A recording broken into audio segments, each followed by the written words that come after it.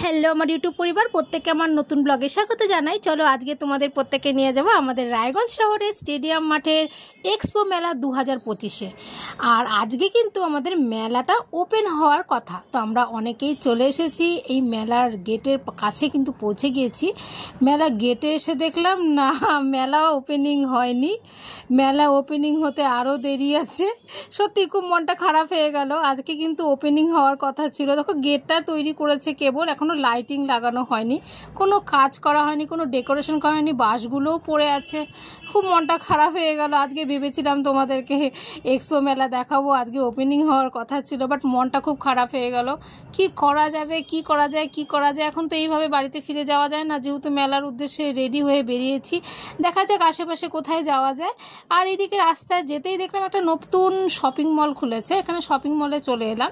অনেক কিছুই কিন্তু শপিং মলে আছে, কিন্তু সব অল্প অল্প করে, খুব একটা বেশি কিন্তু বড় না শপিং মলটা।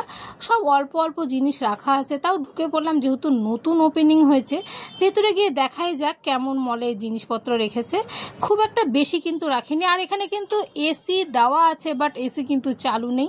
আর প্রচণ্ড গরম লাগছে, দেখতেই পাচ্ছ তোমরা, আমি ঘেমে যাচ্ছি। কিন্তু একটু এসেছি যখন, একটু দেখেই যাই, তাই না? তোমাদেরকেও দেখিয়ে দিই একটু এই শপিং মলটা। শপিং মলটায় সব কিছুই রেখেছে, কিন্তু অল্প করে বললো। এখানে জামা কাপড় দেখো একদমই অল্প। এখানে একটা সাইকেল রেখেছে, দুইটা ডল বসে আছে সাইকেলের ওপরে। আসলে কেবল শুরু করেছে মলটা, ভালোই লাগলো মোটামুটি। খুব একটা বড় না, কিন্তু মোটামুটি ভালো আছে। মেলায় না যা হলো, মলে তো ঘোরা হলো, তাই না?